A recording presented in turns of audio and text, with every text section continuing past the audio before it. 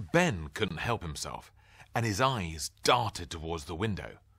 For a brief moment, he saw a dark figure wearing a strange hat peer through the dirty glass, and then quickly disappear out of view. "There was a man peering in at the window," said Ben breathlessly. "I know," said Granny. "I told you not to look." Shall I go out and see who it was?" said Ben, trying to hide the fact that he was more than a little frightened. Really, he wanted Granny to go out and see who it was. "Oh, I bet it was my nosy neighbour, Mr. Parker. He lives at number 7. He always wears a pork pie hat, and he keeps spying on me." "Why?" asked Ben. Granny shrugged. "I don't know. I imagine he has a rather cold head or something."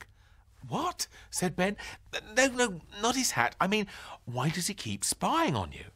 "Oh, he's a retired major, and now he runs the Neighbourhood Watch scheme in Grey Close." "What's Neighbourhood Watch?" asked Ben. "Oh, it's a group of local people who keep an eye out for burglars.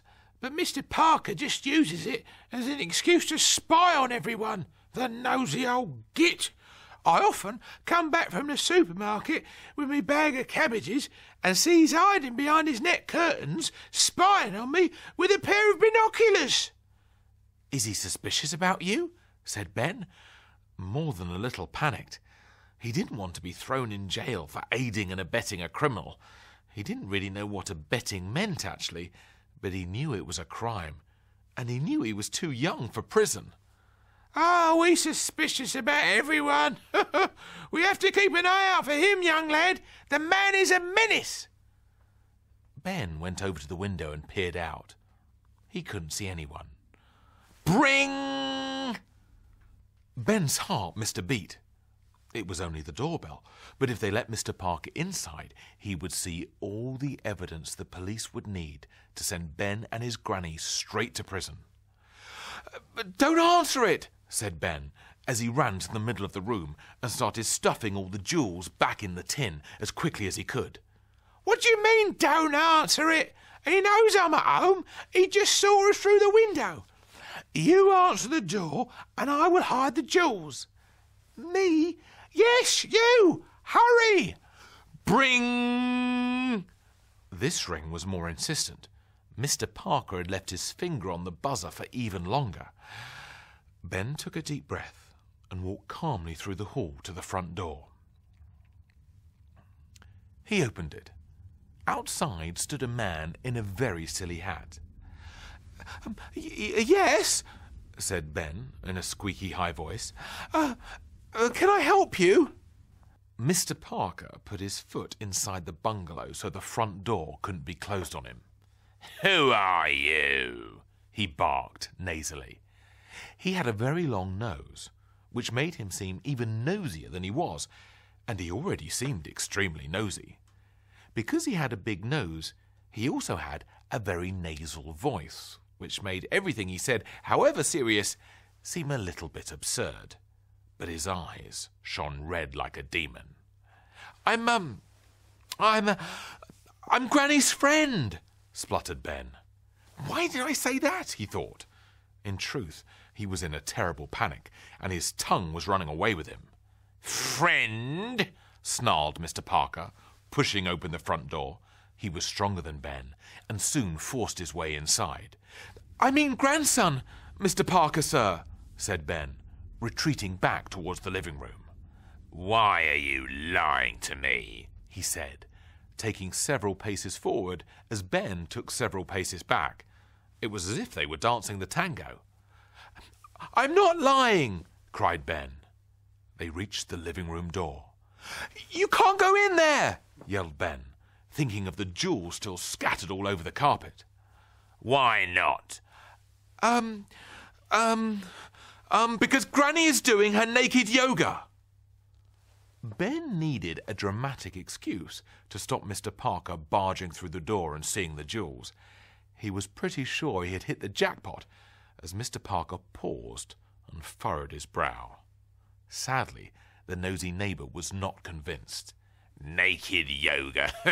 A likely story. I need to talk to your grandmother right away.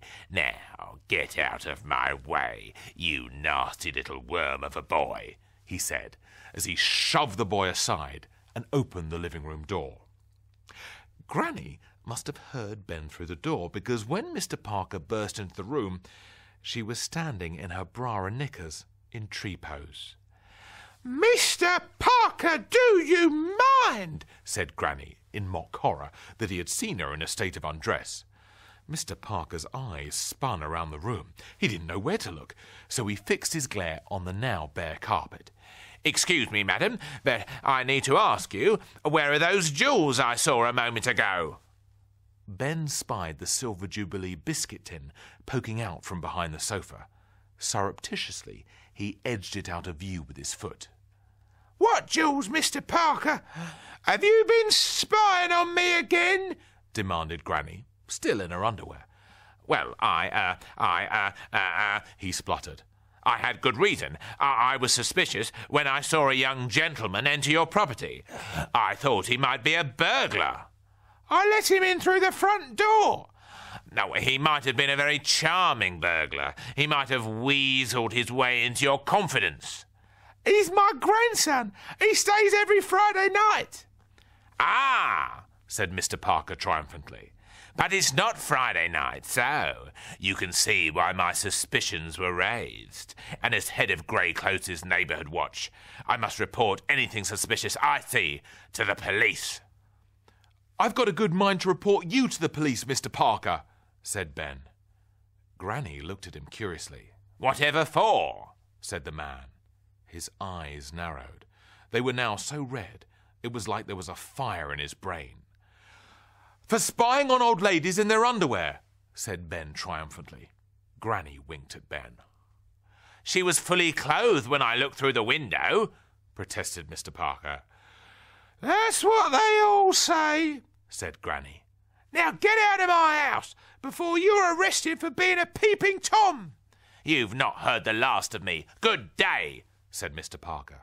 With that, he spun on his heels and left the room. Granny and Ben heard the front door slam behind him, and they ran over to the window and watched him scuttle back to his bungalow. I think we frightened him off, said Ben. Oh, but he'll be back, said Granny. We have to be very careful. Yes, said Ben, more than a little alarmed. We'd better hide this tin somewhere else. Granny thought for a moment. Yes, I'll put it under the floorboards. OK, said Ben. But first... Yes, Ben? You might want to get dressed.